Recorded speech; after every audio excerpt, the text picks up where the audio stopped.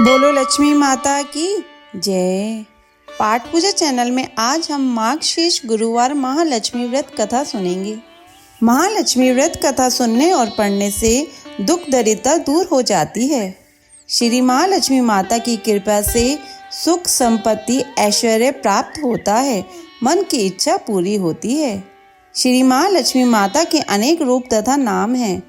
भूतल में वे छाया, शक्ति, तृष्णा, शांति, जाति, लज्जा, श्रद्धा, कांति, वृत्ति, स्मृति, दया, दृष्टि, माता, अधिष्ठात्री एवं लक्ष्मी के रूप में स्थित है।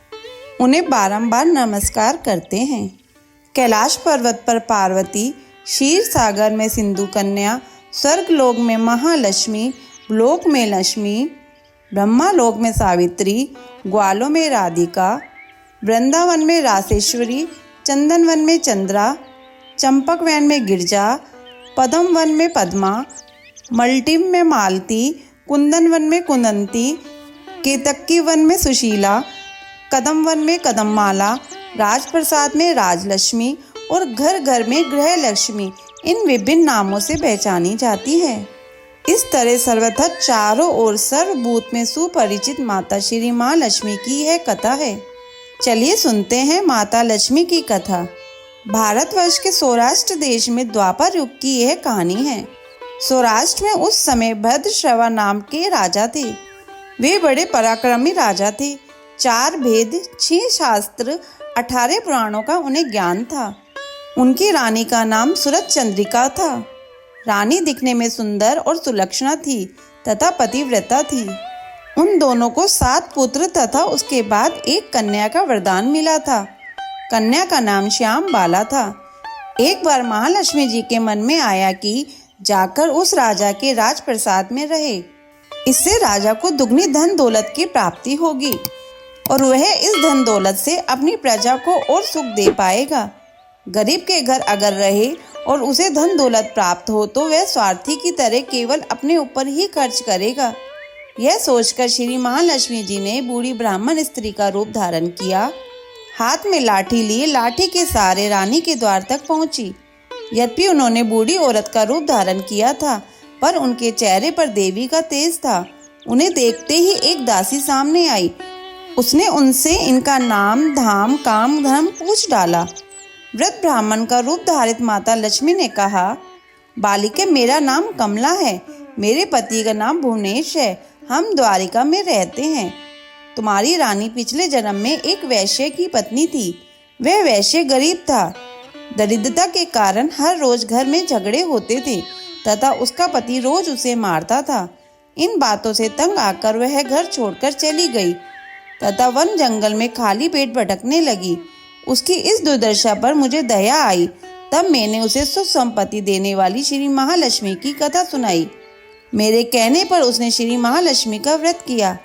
श्री महालक्ष्मी प्रसन्न हुई और उसकी गरीबी दूर हुई। उसका घर संसार दौलत संपत्ति से भर गया। बाद में पति पत्नी दोनों परलोक सिधारे। लक्ष्मी व्रत करने के कारण वे लक्ष्मी लोक में रहे। उन्होंने जितने साल महालक्ष्मी का व्रत किया उतने हजारों साल उन्हें सुख भोग मिला। इस जन्म में उसका जन्म राजघराने में हुआ, परंतु वह श्री महालक्ष्मी का व्रत करना भूल गई। उसे यह याद दिलाने मैं यहाँ आई हूँ। बुढ़िया की बातें सुनकर दासी ने उन्हें प्रणाम किया तथा श्री महालक्ष्मी का व्रत किस तरह किया जाता है इस बारे में पूछा। जो बुढ़िया रूप धारण करके आई थी उसने दासी को महालक्ष्मी माता की पूजा तथा विधि की महिमा बताई। इसके बाद वह दासी माता को प्रणाम कर रानी को बताने अंदर चली गई। राज वैभव में रहते हुए रानी को अपने ऐश्वर्य का बहुत घमंड हुआ था। संपत्ति तथा अधिकार की वजह से वह उन्मत्त हो गई थी। दासी द्वारा बताई गई बुढ़िया की बातें सुनकर वह आग बबूला होकर राजद्वार पर आ गई और बुढ़िया रूपी श्री महालक्ष्मी पर बरस पड़ी। उसे यह मालूम नहीं था कि महालक्ष्मी माता बुढ़िया का रूप धारण किए द्वार तक आई है, परंतु रानी का इस कदर रूखा बर्ताव तथा अपना अनादर देखकर माता ने वहां ठहरना ठीक न समझा। वे वहां से चल पड़ी। राह में उन्हें राजकुमारी श्याम बाला मिली। उन्होंने श्याम बाला को सारी बात बताई। श्याम बाला ने अपनी ओर से श्री महालक्ष्मी माता से क्षमा मांगी। माता को उस पर दया आई। उन्होंने श्याम बाला को श्री महालक्ष्मी व्रत के बारे में बताया। उस दिन अघन मार्गशीर्ष माह का पहला गुरुवार था। श्याम बाला ने परम श्रद्धा से श्री महालक्ष्मी का व्रत किया। फलस्वरूप राजा सिद्धेश्वर के सुपुत्र मालाधार से उसका विवाह हुआ। वह धन दौलत ऐश्वर्य वैभव से मालामाल हो गई। पति के साथ ससुराल में आनंद के साथ दिन बिताने लगी। इधर श्री महालक्ष्मी का रानी पर प्रकोप हुआ। फलस्वरूप राजा भद्रश्रवा का राज्य एवं राज कारोबार नष्ट हो गया। यहाँ तक कि खाने के लाले पड़ गए। ऐसी हालात में एक दिन रानी ने राजा से निवेदन किया, हमारा दामाद इतना बड़ा राजा है, धनवान है, ऐश्वर्यशाली है, क्यों न उसके पास जाएं, अपना हाल उसे बताएं, वह जरूर हमारी मदद करेगा। इस बात पर राजा भद्रश्रवा दामाद के पास रवाना हुए। राज्य में पहुंचकर एक तालाब के किनारे थोड़ी देर विश्राम लेने के लिए ठहरे। तालाब से पानी लेने आते जाते दासियों ने उन्हें देखा। उन्होंने विनम्रता से उनकी पूछताछ की। जब उन्हें यह मालूम हुआ कि वे रानी श्याम बाला के पिता हैं, तो दौड़ते हुए जाकर उन्होंने रानी को सारी बात बताई। रानी ने दासी के हाथ राज परिधान बेचकर बड़े ठाठ से उनका स्वागत तथा आदर सत्कार किया, खान पान करवाया। जब वे लौटने लगे तो सोने की मोहरों से भरा घड़ा दिया। राजा भद्रश्रवा जब वापस लौटे तो उन्हें देखकर रानी सूरज चंद्रिका खुश हुई। उन्होंने सोने की मोहरों से भरे घड़े का मुंह खोला तो घड़े में धन के बदले कोयले मिले। यह सब श्री महालक्ष्मी के प्रकोप से हुआ। इस प्रकार दुर्दशा से और कई दिन बीत गए। इस प्रकार रानी स्वयं अपनी कन्या के पास गई। वह दिन अघन माह का अंतिम गुरुवार था। श्याम बाल ने श्री महालक्ष्मी का व्रत किया, पूजा की, अपनी माता से भी व्रत करवाया। इसके बाद रानी अपने घर आई।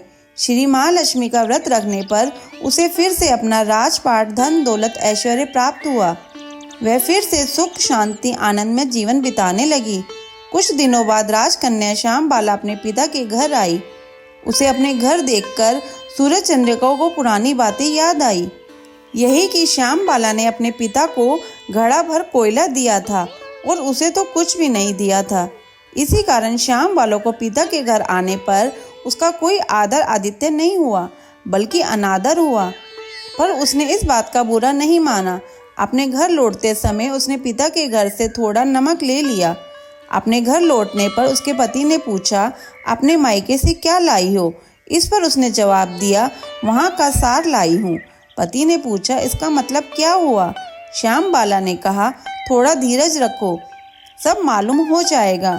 उस दिन श्याम बाला ने सारा भोजन नमक डाले बिना बनाया और परोसा। पति ने खाना चखा। सारा खाना नमक बिना था, इसलिए स्वाद न आया। फिर श्याम बाला ने थाली में नमक डाला, इससे सारा भोजन स्वादिष्ट लगने लगा।